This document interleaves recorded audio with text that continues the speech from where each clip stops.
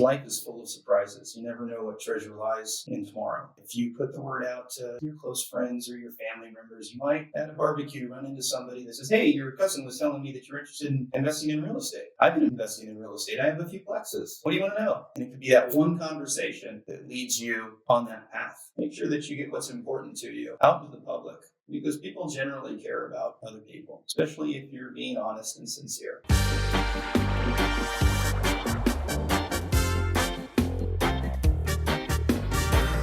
Welcome to the Find Your Freedom podcast. Our guest today is David Tift. He has been a successful investor and realtor for almost 2 decades. He's traveled the world and has created a life where he has the freedom to enjoy his love of the great outdoors. In this episode, we will be discussing ways to break into the real estate business, determining what your goals are versus just working to work, achieving a healthy balance between work and free time, and much, much more. Please remember to subscribe, share, like, and write us a quick review. We appreciate you helping us spread the word about the Find Your Freedom podcast. Welcome to the show, David. We're stoked to have you on today. All right. Welcome, David, to the Find Your Freedom podcast. Stoked to have you with us today. Yo, David. Thanks for joining us. Thank you for having me. How you guys doing? So good. Feeling great. Let's jump right in here. So, David, for those that don't know you, you have found success as both a realtor and as an investor. I think many realtors learn that unless they build out a brokerage office or use their skills to start investing, it's really difficult to build wealth and achieve financial freedom. Can you talk us through kind of how you got into both and how did you get started in both investing and working as a realtor? Well, I'll say that that's probably the path of least resistance, especially if you don't have wealth to start investing in real estate, residential real estate right away. I did it backwards. I started in commercial real estate as an analyst, and then a terrible recession hit in 2000. Oregon had the highest unemployment. I ended up working on a couple of horse ranches, working on a ski mountain, washing dishes, got burned out with that shit, and I found somebody who would train me how to buy and sell houses. So I worked for about 2 years for somebody, getting just terrible pay, but I focused my mindset so that it was like, I treated it like it was a master's program. I was like, you know what? I can live on $30,000 a year right now, but when the day comes, I'm getting out of here and I'm going to make some real wealth. So this was like an apprenticeship? And no, it was a job. I was a professional bird dog, and I was a trainer of investment real estate. Particularly, I trained about 150 realtors from Seattle down to Phoenix. I taught them how to do short sales. I taught them how to buy at foreclosure auctions. I taught them how to do purchase on contracts, reinstatement deals.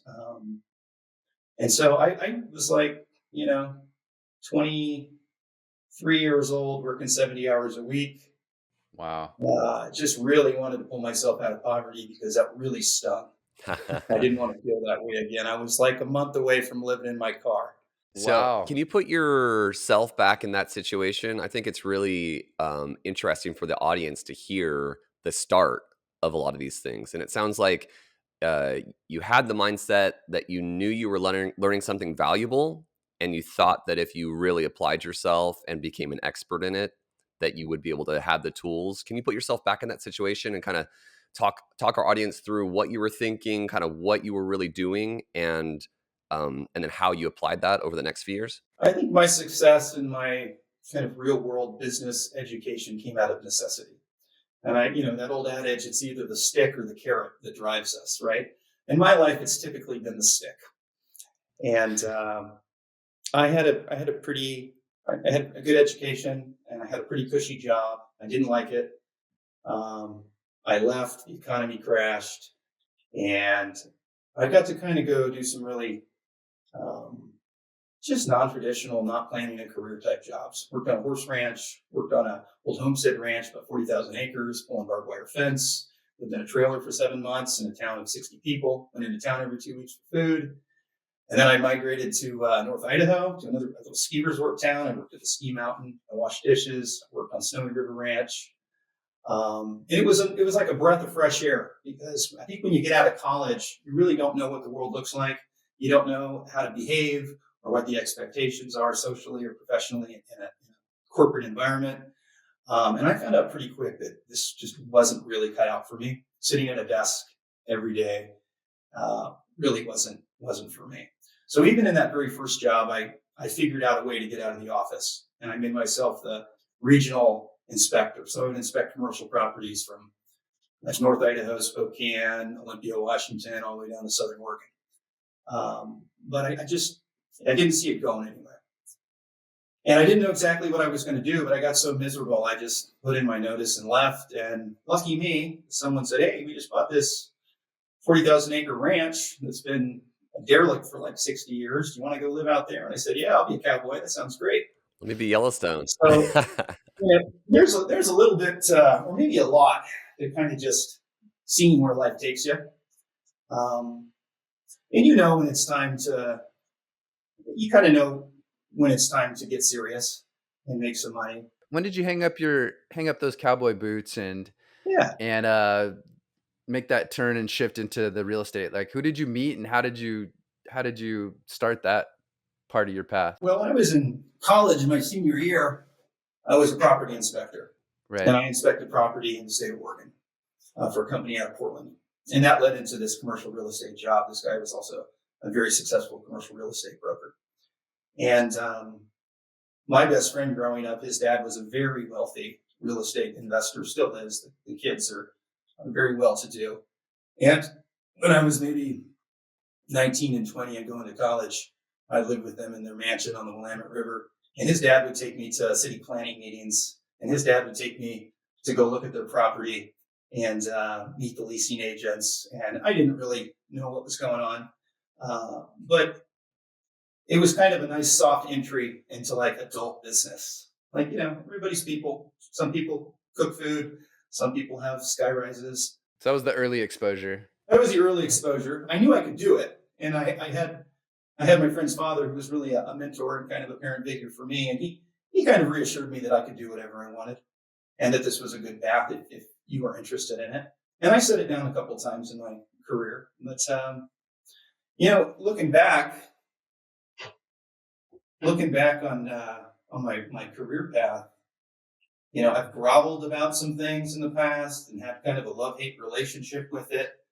But I would say in my mid-40s and having been in real estate for like 22 years, it's been a really interesting path of self-discovery. Yeah. And I think that would be a really good lead into what entrepreneurship is in my eyes. I believe that entrepreneurship is a path to self-discovery. There are many paths, but if you want to find out what you're made of, being a proprietor of a business will flesh out your strengths, your weaknesses, your ability to adapt, to change. It'll test you. And it'll teach you a lot about people you work with. Absolutely. Clients you have. And I think that's probably been like the greatest aspect of being self-employed for the most of the last 22 years. Could you give us a couple of quick recommendations for listeners who are looking at, okay, I know I want to go into this thing called real estate, but as you said, there's a lot of different paths within real estate. You're two that you've taken on and had a lot of success in, or as a realtor and also as an investor. What recommendations would you have for those two paths within the real estate business? Well, I think very few people have the capacity to get right out of college and jump into being a real estate salesperson that's any good or being an investor. I think I'm a big advocate of, having people you can rely on, having teachers, having mentors, and getting educated. I had no plans to be a residential real estate broker. But when I got out of college, I realized that I needed to learn this lingo. I was reviewing commercial real estate documents, and there were words that I just didn't understand. So I went and got my Oregon real estate license in 2000. And that gave me a language. That gave me some understanding. And then I just kept my eyes open and saw what people were doing that I thought might be good for me, what might feel good, what I might have some natural ability in. And then I really kind of refined it down to, who do I feel comfortable with?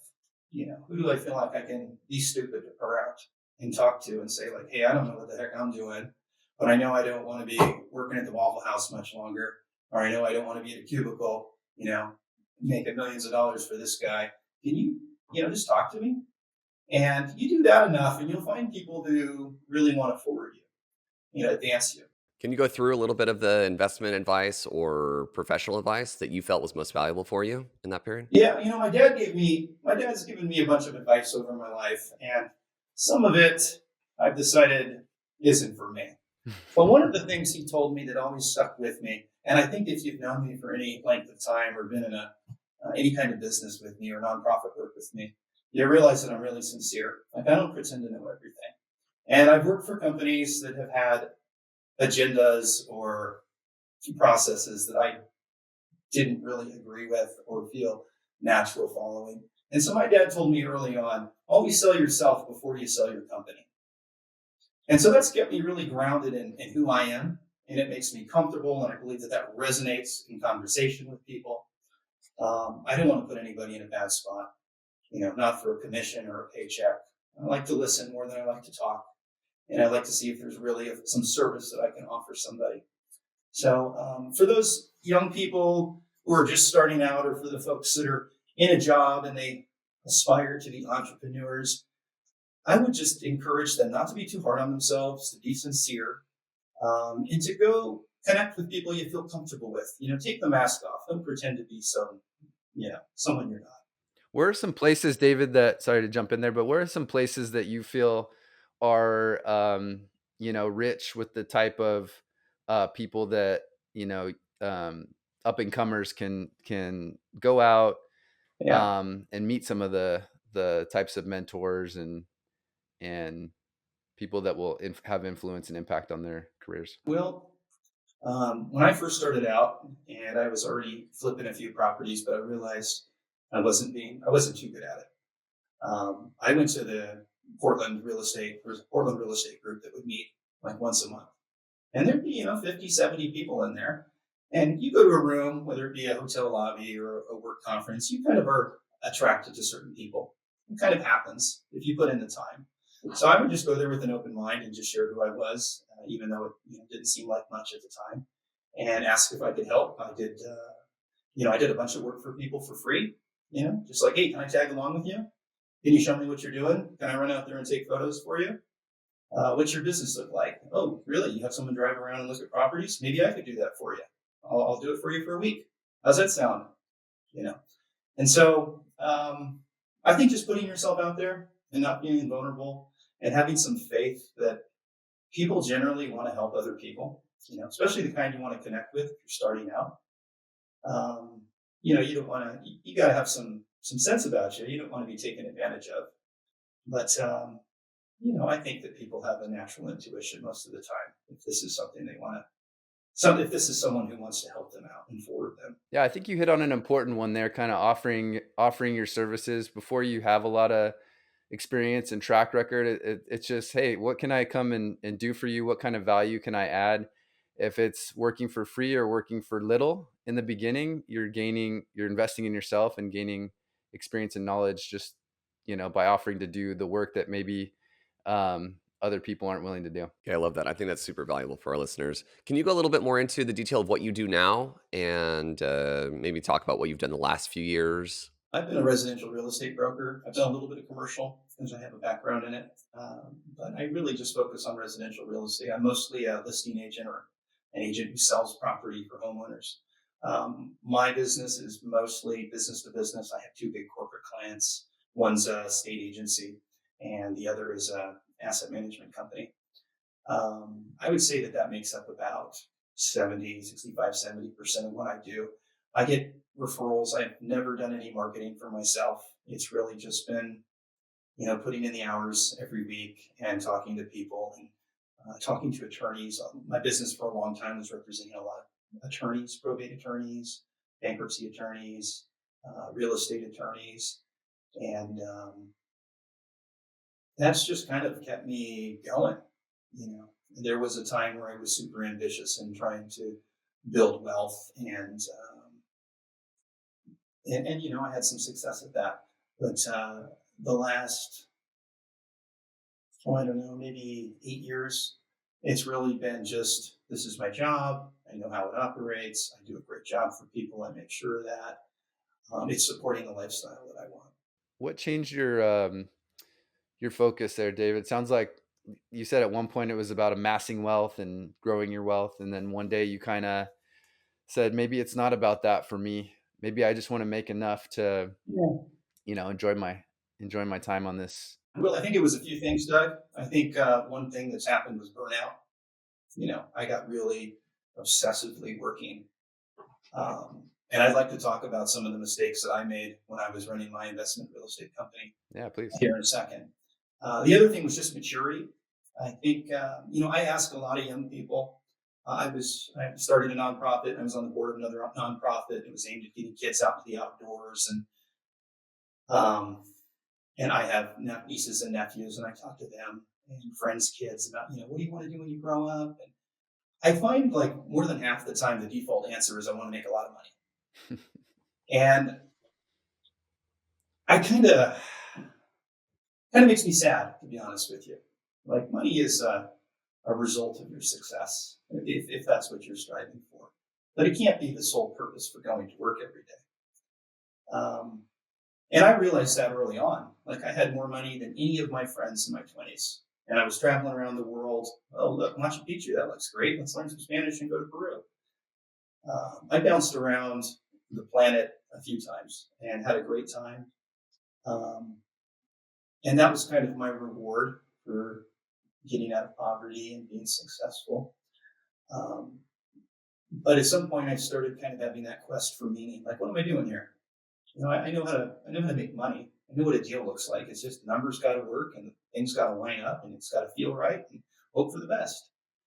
And so maybe after I was working with you, Doug, and I had exposure, face-to-face exposure with literally thousands of people who were in bad situations, it really kind of flushed out my heart and what I'm about. And so, what drives me now isn't money. It's about doing a good job, but it's more about helping people. And, I'm not a professional psychologist or, some guru, but I'm a good listener. And I like to bring perspective to people's situation. And I also don't like to assume that I am the answer to everybody's problem. But I think burnout is what made me set down my business. That and the economy crashing in 2008. It's like, I'm not buying any more houses. It's crazy. No one's buying. If you're enjoying this podcast, we really appreciate you listening. Please take a second to like, subscribe, and follow, and share your favorite episode of Find Your Freedom with an aspiring entrepreneur in your life. Now back to the show. Speaking to these young people that you were just referring to, and they're getting out of college, can you go back to what some of those lessons were that you think would be valuable for them to hear? Yeah, I would say relax for one thing. Just fucking relax. Like you're not in a race. I know you have college loans. I know housing is expensive. Take your time. Figure out what you want. It's okay if that doesn't happen this year. Pay your bills and just compartmentalize it in your mind that like, this isn't forever. I'm on year 21. I'm probably going to be here for another 70 years, right? How do I want to grow this plant?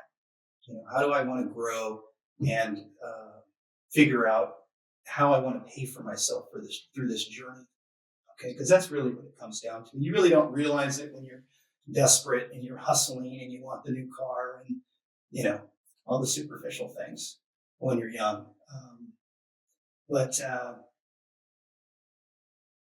I would just, something that I learned much later in life was know your values. And I'm not talking about morals and ethics. I'm talking about like, what do you value? Like you were telling me that you wanted to start a family. Bam, you figured it out.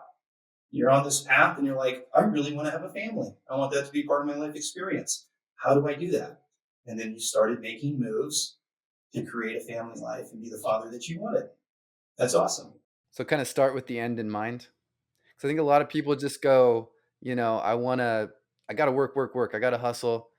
Let me just run out here and do a bunch of activity as opposed to kind of taking a step back and thinking, what do I really want? Yeah, and everybody's different. There are young people that are deep thinkers and young people who have excellent mental clarity and emotional intelligence. And there are some people that are just kind of floundering and they don't really know what's going on. But whatever their situation is, just don't be hard on yourself. Be patient. Check in with yourself as much as possible. That can mean having a mentor. That can mean having a counselor. That can mean just getting more comfortable talking to your best friend. Just whatever's in here, you need to get out in front of you. Otherwise, it'll drive you crazy. So talk about it, journal about it, start a podcast, do whatever. You got to know what's happening in here because there's so much happening in here. It's just ping, ping, ping, ping, ping. I have a million thoughts in a day. And so the really important ones I put on paper. And then I make sure that that pad gets looked at every day and usually multiple times a day. And some of those thoughts you'll turn into goals, and then you build your focus around them. Yeah, I think that's super valuable. I think one of the things that we've talked about a few times in the podcast is, how do you want to design your life? What are your values? What are your priorities? You have to put yourself in a situation that you're able to live those things. I look back through my old computer hard drives and, when you're transferring computers, you're doing things, and I find notes, of myself from, 15, 20 years ago of the challenges I was going through in that period. And, I think that when you look back on those things, it can really have a significant impact on your current self because you're able to sort of reflect on what experiences and challenges you've gone through and how you've come out the other side. I think one thing that might be a little hard for our listeners to comprehend from what you're saying about when you're getting out of college or when you're younger, slow down. But you also were talking about how that the drive you had when you were younger from the poverty and from wanting to get yourself in a better situation. They're sitting in that situation right now, with the debt or whatever their background is, and they have the drive like you had when you were younger, and you still have now, but it's more of a you're already able to relax on it. They want to get to your situation. How do you recommend them get to that situation without utilizing that drive to grind and do all the things that you had to do to get where you are now? Mm-hmm. Communicate to the people you care about. Tell them what's on your mind. Tell them where you want to be. Because life is full of surprises. You never know what treasure lies in tomorrow.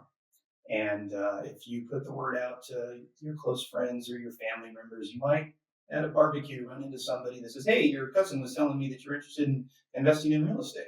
I've been investing in real estate. I have a few plexes. What do you want to know? And it could be that one conversation that leads you on that path. So don't hide from what don't worry about what you don't know. Just make sure that you get what's important to you out into the public, because people generally care about other people, especially if you're being honest and sincere. I think it's really helpful. That's been good. That was good for me when I got started, and it still serves me today when I'm feeling overwhelmed or some anxiety, or I realize I really don't know how to value this restaurant out in an industrial area. I will call some people, and they'll usually call some people for me, and they'll walk me through it. So, and then I always offer to reciprocate. Hey, let me know if I can do anything for you, or how about we split the income on this, or the important thing is to just keep learning and to keep believing in yourself, and to show up. Don't let yourself get overwhelmed. That's great. Yeah, what I'm kind of taking from it too, David, is people sometimes feeling like that they have to go it on their own instead of realizing you build your network. I think that's a huge mistake, and I did that. Yeah. It turned me into a workaholic, is what it did, because I was paying the bills and doing the marketing, and I was the sales guy. I was doing everything, and it was exhausting. And I had success with it, but I was fucking burned out, and it affected my relationships. And so luckily a couple of people came to me and wanted to work with me, and they're now friends. And one of them I still work with. And we kind of we divided the responsibilities, and we had a good run at it. I feel like that's kind of the entrepreneur's trap sometimes. You go into this sole proprietorship mode and you wear 18 different hats, and that's kind of how you have to start, I feel like, a lot of times. But as you develop hopefully you can more quickly, get a team together, potentially partner up with somebody else who brings complementary skills. And I think Jonathan's probably the best fit to kind of talk about, putting people in place to remove yourself as a bottleneck. John, you want to speak to that at all? I know that's kind of your specialty. Yeah, I think that I got really fortunate to have started in a corporate background where you are kind of forced to build out teams and create a culture. Um, of support as I was going up through the hotel.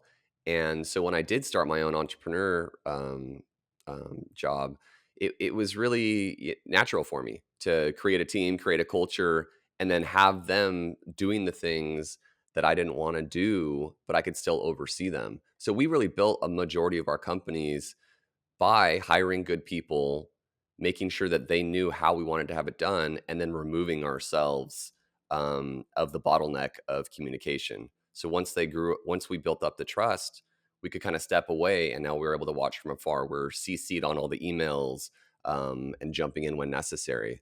But most of our businesses now run with really smart people that are super talented, and they really just fit into the structures and the systems that we had built. It's been really exciting because they get lots of opportunity and learnings and growth. And we're able to, expand ourselves to do other things. Now I have more time to do the nonprofit for the orphanage in Haiti that we work on. And we have this new challenge of the podcast that we wanted to start. And I'm able to spend time with my children. And one of the things that David referred to earlier is that all happened from thinking about what was my priorities and how do I want to design my work life to fit these other things that are really important to me at this point. But I'd be remiss of dismissing the fact that I did grind and did the workaholic thing that Dave did for a long period. And I don't think I would have the skill set of being able to do all those things if I didn't go through that 10-year period of my life to learn those skills and grind through it. So how do you connect those two worlds, David, where you're where you are because you grinded and got this, tremendous skill set and connections and network. And now you're here. How do you tell the people, you should be here and be clear headed? How do they get to that point without the grind, without learning the skills, without being an expert? Once you're in a business or an industry for a while, you can see the different players. You can see who's the CEO or who's the angel investor, who's the analyst, who's the bird dog, who's the sales guy, who's doing the accounting. So, kind of look at the environment that you're in, like a theater, and figure out which actor would you like to play. Honestly, like I've known sales guys who have had opportunities to manage, or start their own companies, and they love being sales guys. Maybe they love the flexibility about it. Maybe they love chatting it up with everybody. I don't know. But you don't have to always be in charge. Um, I think there's a couple of. I mean, I think you can be an entrepreneur without being the boss as well. A team or a partnership is a perfect example. It's kind of like a marriage, like their responsibilities of a husband and of the partners, right? So, how do you get from one spot to the other? I think that grinding period is your education. For me, I called it my master's degree. I wasn't going to go back to school, but I was like, this is my real world master's degree, and I'm going to take it seriously. And I took it dead seriously, and I learned a lot. And in 1 year, I was training 150 real estate brokers across the West Coast. After 1 year of training? Yeah, and then a year later, I realized that if I didn't get a piece of the action, a pay raise, that I was going to take it on the road. And so I took it on the road, and I did well. And even today, like,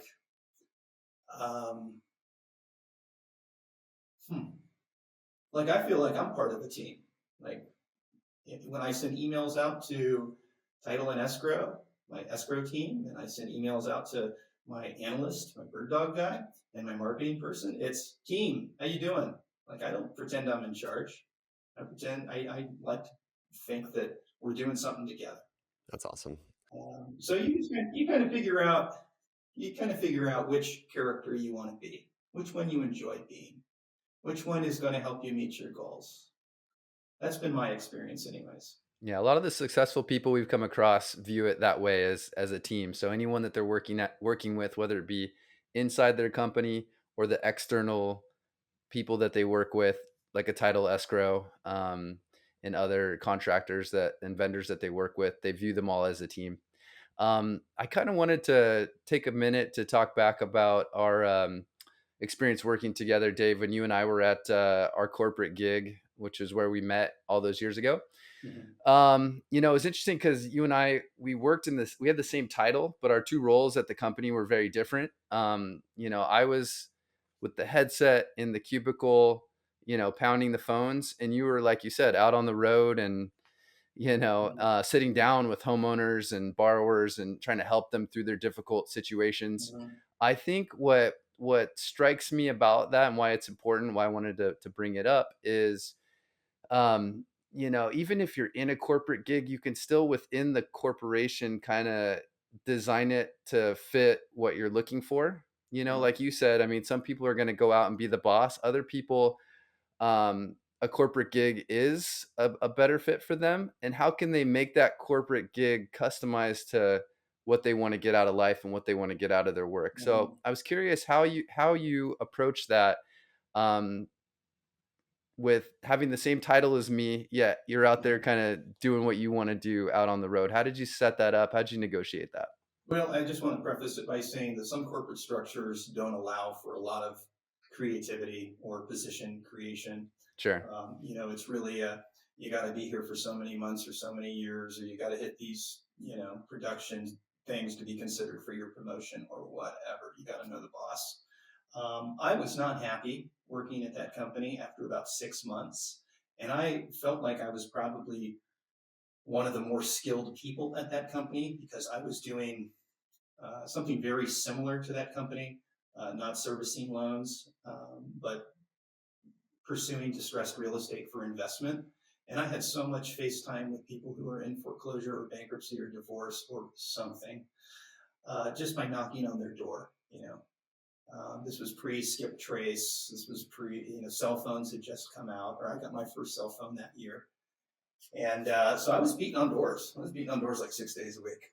I bought a house on Christmas one time. Merry Christmas. Yeah, so what I saw was a real disconnect with talking to people nationwide who were going through difficulties and had default on their home loans, from a remote office in Orange County. You so easily bullshitted. The stories didn't line up, and I saw that right away. I was like, we need to get somebody out in the field. We need somebody to look in these people's eyes and talk to them, see what's going on. We need to look at their real estate and see what it is because we really have no idea. So you identified that the company was missing that personal touch. Well, they were missing a critical part of the analysis. I mean, on a spreadsheet, the house is worth 500,000, right? But you go see it, and it turns out to be burned down, or there's black mold in the kitchen, or there's 25 people living there, or it's got squatters in it. It's like, oh wow, this is not worth 500,000. It's worth 300,000. What do you want to do? Like, why keep spending time on something you really don't know what it is? So like, um, with real estate particularly, I always start with information. Let's gather as much information as possible. Let's get title reports. Let's get some valuations. Let's get some eyes on the ground. Let's figure out what the attitudes of the occupants are. Get as much information as possible so you can figure out how you can best approach the people or deal with the home itself. So I saw that this was missing, and I was always really quite personable and good at the door. And I ultimately quit. And I got a call back from one of the executives at the company, and he said, "Hey, we don't want to see you quit. Why are you quitting?" I said, "I don't like this." And I told him some specifics. But I learned in my very first job from my boss, Bob. He said, "Never bring a problem without bringing a solution."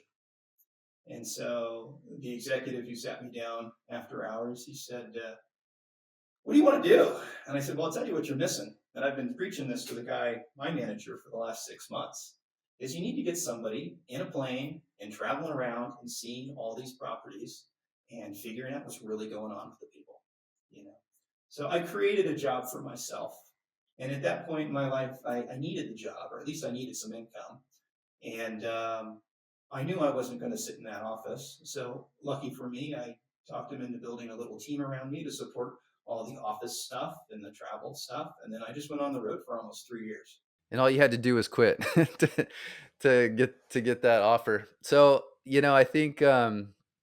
I think that's really cool what you were able to do. I remember being a little envious at the time. And, is what what would you say specifically to people who are kind of like feeling a little constricted like you did, and maybe feeling like I do want to kind of quit this unless I can create some change here?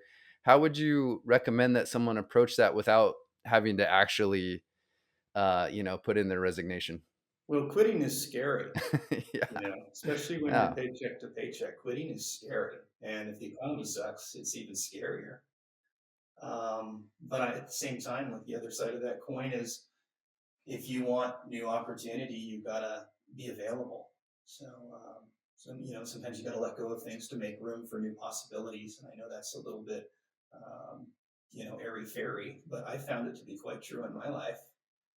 So you can take a leap of faith and believe in yourself and get after it. Don't sit on your ass every week watching Netflix. Like, okay, I need to get a job, and I need to get a job in the next 30 days. What can I do? And that can play out in a number of ways. If you can find something within the organization you're not happy at that might satisfy you, might make you feel the way you want to feel about your job, or offer you the rewards that you're seeking from your energy you're putting into that company. Talk to people, just talk to the bosses. And if these bosses, and I run into this too, and I've had lots of friends come to me and tell me, like, yeah, I'm in the wrong role. I should be in that role. Have you talked to your boss? I have. They're not hearing me. Okay, well, that's your answer.